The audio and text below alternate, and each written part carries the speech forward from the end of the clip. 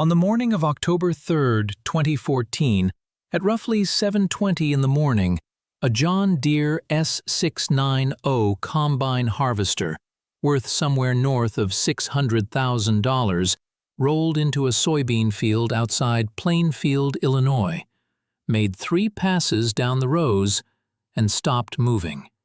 Not slowed down, not sputtered, stopped.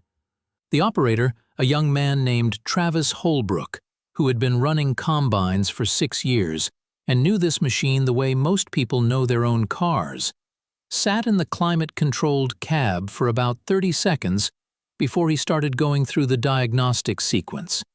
The S690 had an onboard computer system that monitored something like 200 individual parameters in real time, from rotor speed to cylinder pressure to ground drive hydraulics. It was, by any reasonable measure, one of the most sophisticated pieces of agricultural equipment ever built. It could tell you exactly what was wrong with it, down to the fault code and the recommended corrective action. The screen told Travis that there was a failure in the hydrostatic drive system. Fault code 523267. Recommended action? Contact your John Deere dealer.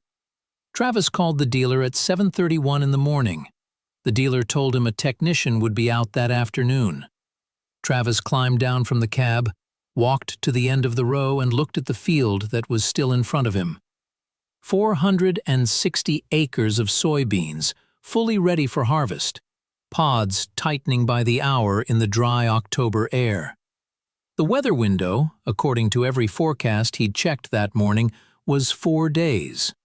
After that, a front was moving in from the northwest that would bring rain and drop temperatures enough to increase moisture content in the beans and complicate threshing. 4 days. 460 acres. And the machine that was supposed to cover all of it was sitting in the second row of the field with a fault code on its screen. Let me tell you about the Alderman farm operation, because you need to understand the scale of what was at stake before you can appreciate what happened next. The Aldermans, Ray and his son Curtis, farmed just over 1,100 acres in Will County, Illinois. Ray was 64 years old and had been farming this ground since his late 20s, taking over from his own father in stages, the way farm transfers usually happen, gradually and without ceremony.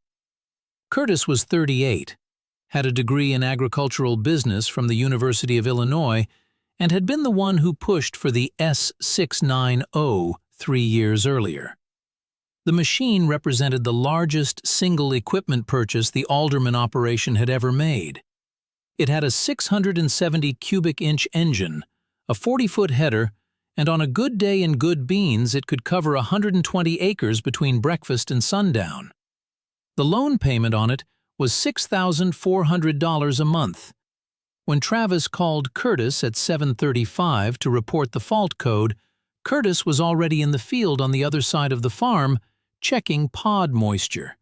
He drove over, looked at the diagnostic screen himself, made the same call to the dealer, and then stood at the edge of the field in the October morning air, doing the math that he'd already started doing involuntarily the moment his phone rang.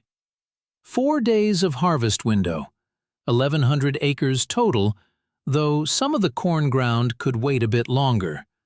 But the soybeans, these 460 acres, needed to come out in that window or the quality penalty at the elevator was going to hurt significantly.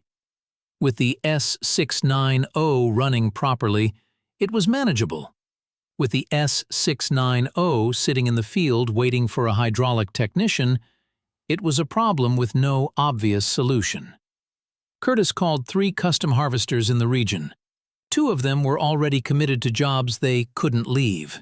The third had an available machine but wanted a rate that Curtis did some quick arithmetic on and decided was essentially equivalent to giving away the profit margin on 100 acres of beans.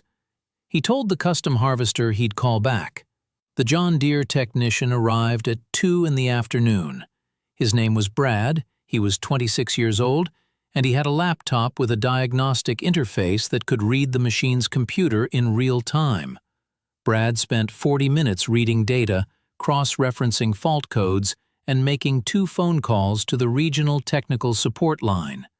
Then he came to find Curtis, who was sitting on the tailgate of his truck eating a sandwich he hadn't tasted.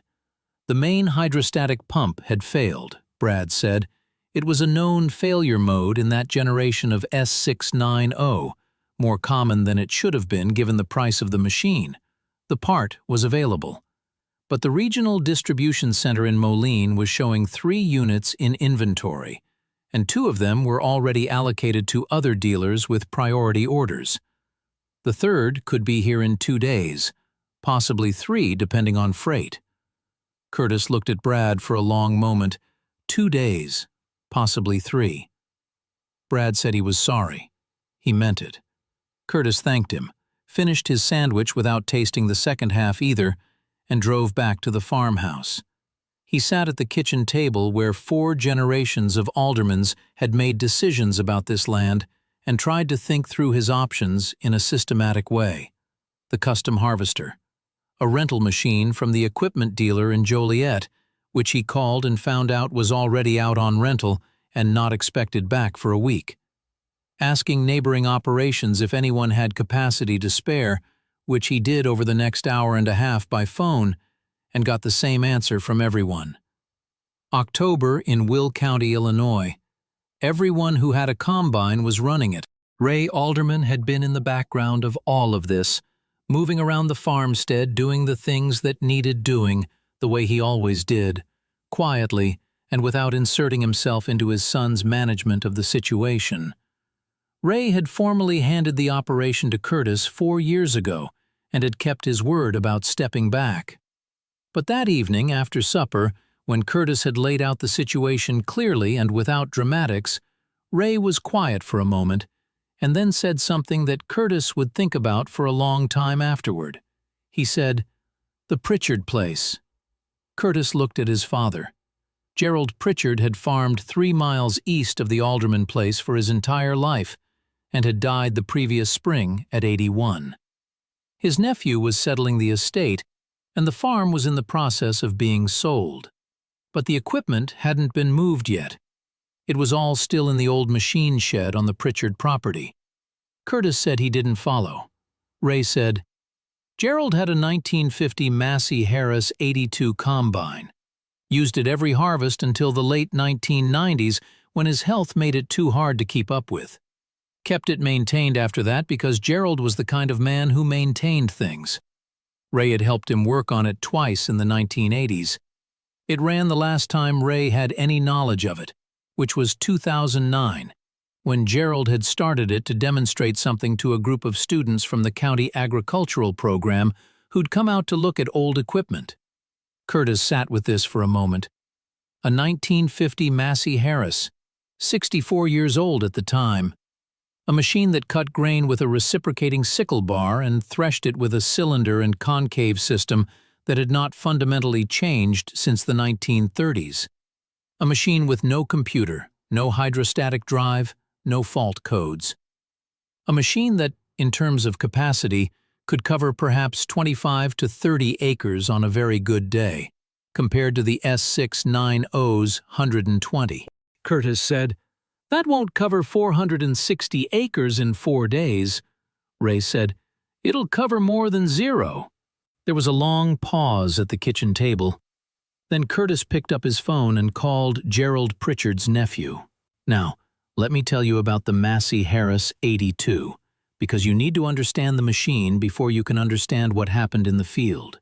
The Model 82 was built by Massey-Harris from 1948 to 1953. It was a self-propelled combine at a time when most combines were still pulled by tractors, which made it a genuinely advanced machine for its era. It had a 12-foot header, a 4-cylinder Continental engine, and a design philosophy that prioritized durability and repairability over complexity. Every system on it was accessible, understandable, and fixable by a man with basic mechanical knowledge and the right-hand tools. There were no proprietary connectors. There were no software interlocks. If something broke, you could see it, reach it, and fix it. Gerald Pritchard had bought his in 1952 from a dealer in Joliet.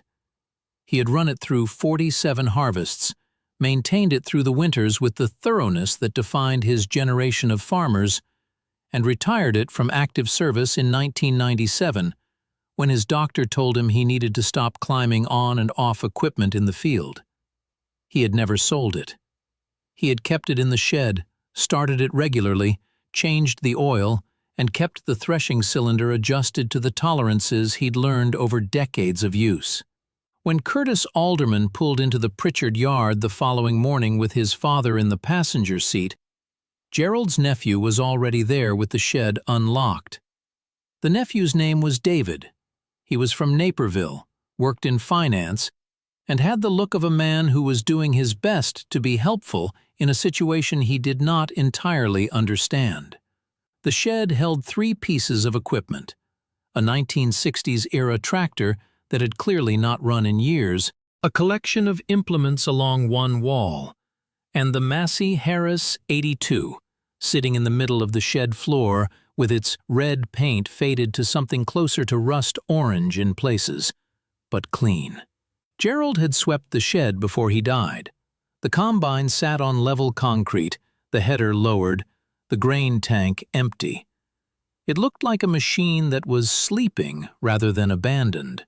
Ray walked around it slowly, the way a man walks around something he knows well and hasn't seen in a while. He checked the belt tension on the main drive. He looked at the cylinder concave clearance through the access door. He checked the oil, the coolant, the fuel in the tank. He turned the header drive shaft by hand. He said, "Gerald took care of this." They charged the battery from the truck, put fresh fuel in the tank, and Ray climbed up onto the platform. He primed the fuel system the way you prime a Continental 4-cylinder that has been sitting, which takes patience, and a particular sequence that is not written down anywhere convenient, but that Ray knew from memory. He engaged the starter. The engine caught on the 4th try. It ran rough for about 40 seconds, then smoothed out into the steady mechanical rhythm of a well-maintained old engine finding its operating temperature. Black smoke from the stack that cleared to gray and then to almost nothing as the fuel system purged itself and the rings found their seal again. Curtis was standing in the shed doorway watching this. He had grown up around old equipment. He knew what a running engine sounded like versus one that was barely running. The Massey-Harris sounded like it was running. They drove it out of the shed on its own power and loaded it onto a flatbed for the 3-mile trip to the Alderman farm. David Pritchard watched this from the driveway, hands in his pockets, with the expression of a man watching something he would have difficulty explaining to people at his office on Monday. The Massey-Harris went into the soybean field at 4 in the afternoon on October 4th, 24 hours after the S690 had stopped. Ray Alderman was on it, not Curtis, Ray. Because Ray had run combines that operated like this one, had learned the relationship between ground speed and cylinder speed that determined whether you got clean grain or cracked beans, had a sense for the sounds that told you the concave clearance needed adjusting before the loss monitors told you, if this machine had had loss monitors, which it did not.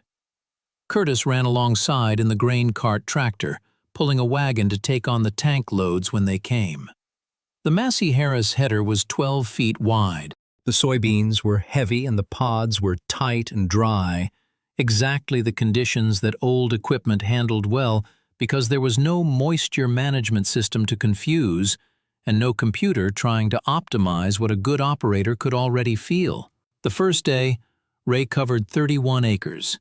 He ran from 4 in the afternoon until 9 at night when the dew started coming in and he shut down because the old machine had no way to compensate for rising moisture the way the modern combine could.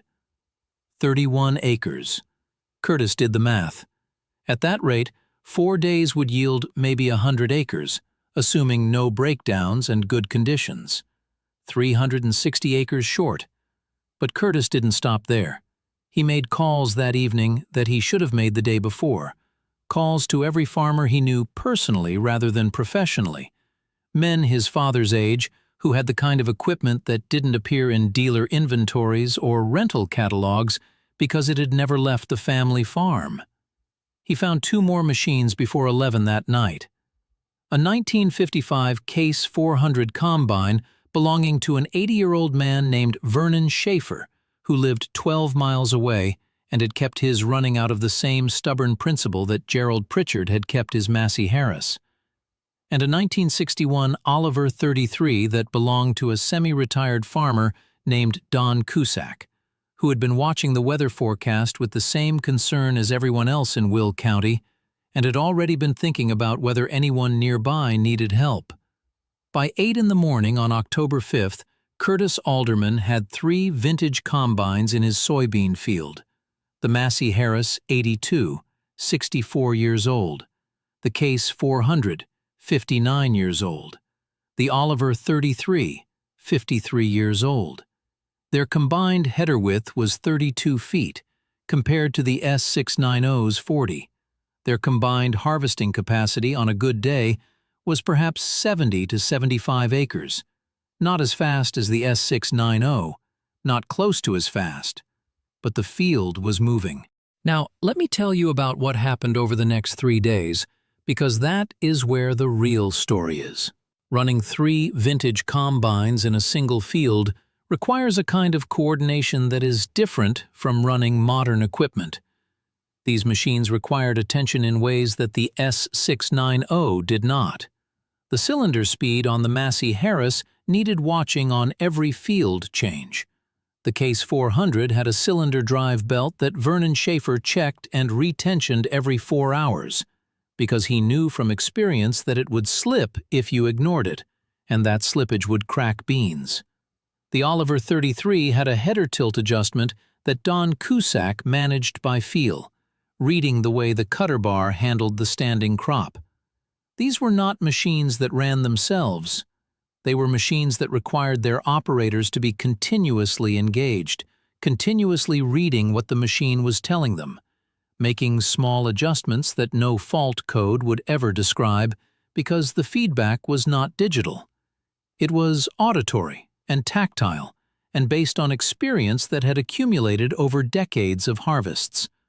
Ray ran the Massey-Harris from dawn to dusk with a discipline that Curtis watched with something between admiration and education. Ray did not push the machine beyond what it could handle cleanly. He did not try to make it cover ground faster than its design allowed.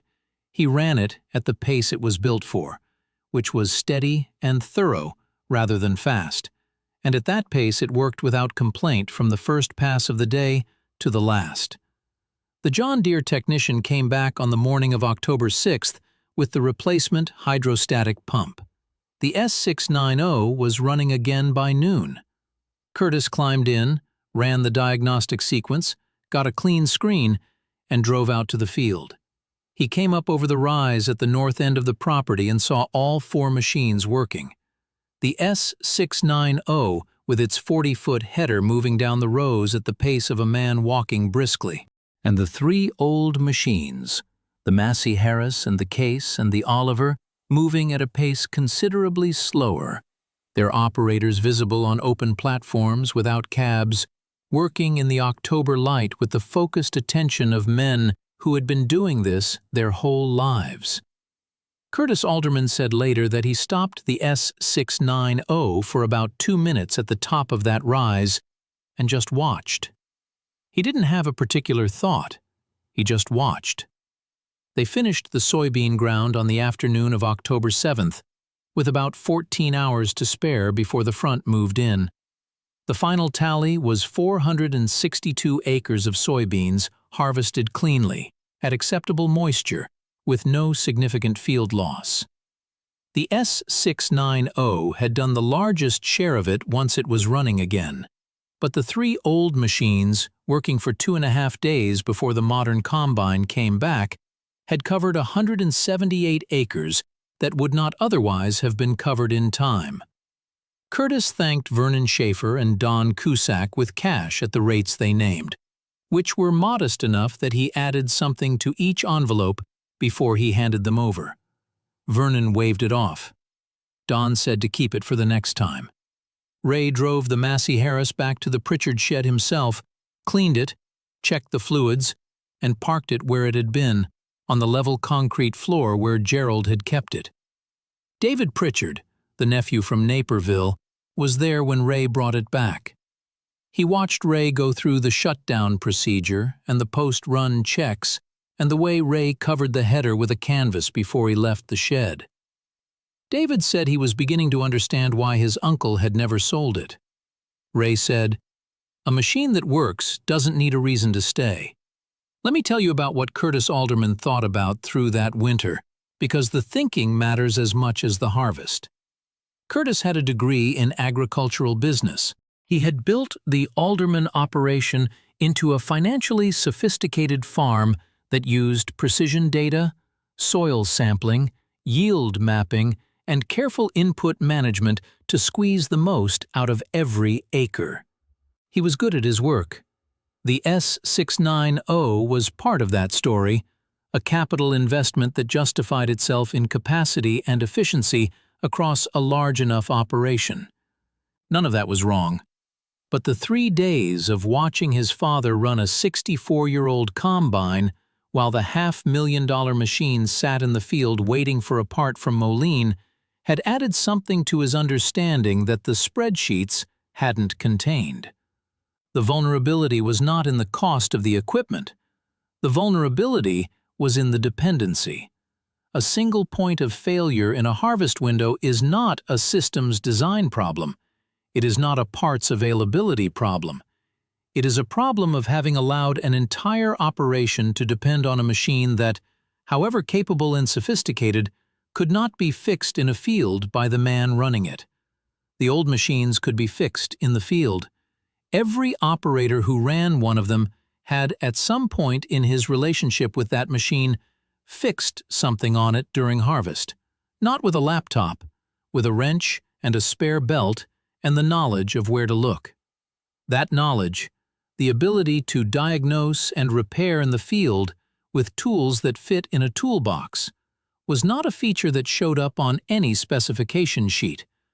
But on October 4th and 5th and 6th of 2014, it was exactly the feature that determined whether 460 acres of soybeans made it to the elevator before the rain. Curtis did not sell the S690. It continued to be the right machine for the scale of the Alderman operation. But the following spring, he made 2 purchases that his equipment dealer found unusual. He bought a 1958 Massey-Harris 92, a larger version of the machine that had saved his harvest, from an estate sale in Kankakee County. He paid $1,800 for it and spent the winter getting it back to working condition. And he asked his father to teach him everything Ray knew about running it. Ray taught him. They worked on it through January and February in the shop, Ray explaining the adjustments the way Merle Voss had explained engines to Harold, not as technical instructions, but as a conversation between the machine and the man operating it. Curtis learned to read the cylinder sound. He learned to feel the header pitch. He learned that the relationship between a man and an old machine is built over time and cannot be downloaded or updated. It accumulates, the way soil organic matter accumulates, slowly and with patience, and once it's there, it doesn't go away. The 1958 Massey-Harris is still in the Alderman machine shed. It gets started every fall before harvest begins, a practice Curtis has kept without fail since 2014. It has been used twice since then, once in 2018 when a bearing failure in the S690's feeder house created a 2-day delay, and once in 2021 when a software update to the combine's control module created a fault condition that the dealer couldn't resolve remotely and took 36 hours to fix in person. Both times, the old machine went into the field. Both times, it covered ground. Both times, Curtis Alderman stood at the edge of a soybean field, watching a 60-year-old machine do work that a $600,000 modern combine could not do in that moment, and thought about the same thing his father had said at the kitchen table on the evening this whole story began. It'll cover more than zero. Some things don't become obsolete, they become backup. They become the thing you reach for when everything designed to be perfect turns out to be perfectly dependent on conditions that don't always hold. The men who understood that, who kept the old machine in the shed and the knowledge alive in their hands, those men finished their harvests. The men who didn't, who sold the last of the old iron and trusted entirely to the new, those men waited for parts from Moline and watched the weather move in. The weather doesn't wait. The beans don't wait. The harvest window is exactly as long as it is, and not a day longer. The machine that covers ground during that window is not the most sophisticated machine or the most expensive machine. It is the machine that runs when you need it to run, maintained by hands that understand it, operated by men who know the difference between what a fault code says and what the crop actually needs. That lesson cost Curtis Alderman 2.5 days of his father's labor, and a favor he's been repaying to Vernon Schaefer in casseroles and fence mending ever since. It was, by any accounting he's tried since, the least expensive education his farm ever received. If this story reminded you of something your own family held on to long past the point where anyone could explain why, drop a comment below. And if you've ever watched an old machine do what a new one couldn't, tell us about it. Subscribe if you want more stories from rural America, because there are more of them than anyone is counting, and every one of them has something in it worth knowing.